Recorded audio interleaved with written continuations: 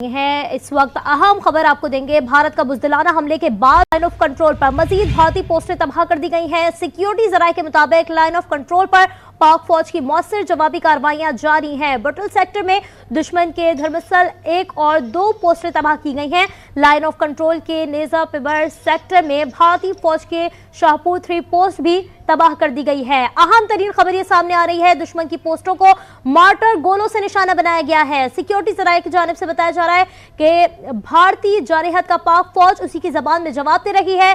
पाकिस्तान की मुसल्लह अफवाज की जवाबी कार्रवाइयां इस वक्त जारी हैं और दुश्मन को मुंह तोड़ नुकसान पहुंचाया जा रहा है। शौकत पराचा भी हमें ज्वाइन कर रहे हैं, उनसे बात करेंगे। शौकत पराचा, पाक फौज जिस तरीके से कामयाबी से अपना दिफा कर रही है देखा जा रहा है, और जैसे कि पाकिस्तान की जानिब से हमेशा ये ऑफर की गई है कि भारत जो है वो तहकीकात करवाए पहलगाम हमले की, लेकिन नाकामी हुई उनको और बार बार वो जो है पाकिस्तान पर प्रेशर बिल्ड करने की कोशिश कर रहे हैं जिसमें नाकामी हो रही है उन्हें बार बार। देखिए, ये 2 हफ्ते ये मामला चलता रहा, लेकिन बिलाखिर गुज़श्ता रात गए भारत की तरफ से हमला हो गया और इस हमले में पाकिस्तान को अलर्ट पाया भारत ने, क्योंकि पाकिस्तान पहले ही कह रहा था कि अगर तहकीकात की जो पेशकश है उसको नहीं माना गया या फिर भारत अगर हमला करता है तो फिर पाकिस्तान की तरफ से न सिर्फ उसका जवाब दिया जाएगा बल्कि उससे बढ़कर जवाब दिया जाएगा जो कुछ भारत करेगा। और इसी तनाजुर में हम देख रहे हैं कि 5 उनके जहाज गिरा दिए गए, जो सिक्योरिटी जराये बता रहे हैं, जिसमें 3 राफेल तैयारे हैं, एक Su-32 रशियन है और एक मिग है। तो ये बहुत बड़ा नुकसान है किसी ऐसी फौज के लिए जो कि आम एक अपनी तरफ से समझे कि हम एक लोकलाइज्ड आइसोलेटेड कार्रवाई कर रहे हैं।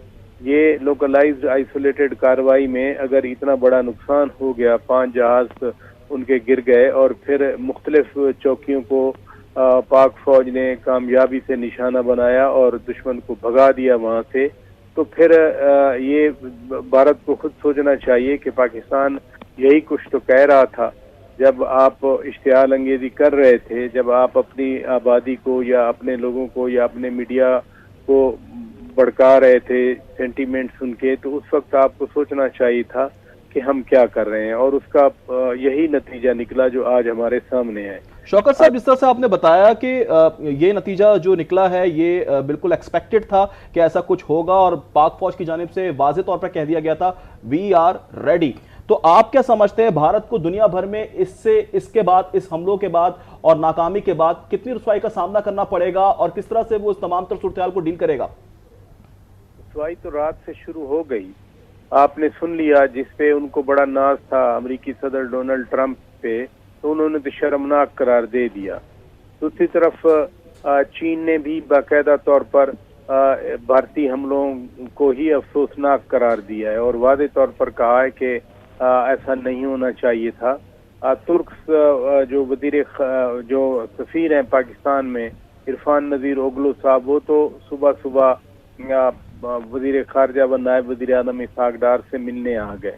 जैसे जैसे अब दुनिया के वेस्टर्न मुल्क की बात कर रहा हूँ या वो ममालिक जो पाकिस्तान के मगरब में हैं, दिन वहाँ निकलता आएगा, आप देखेंगे कि भारतीय जारहत के खिलाफ दुनिया का जो एक यकज़बान सा मौक़िफ़ मैं देख रहा हूँ वो सामने आता जाएगा। तो ये जो दुनिया के सामने भारत को शर्मिंदगी होगी वो पहले से शुरू हो चुका है।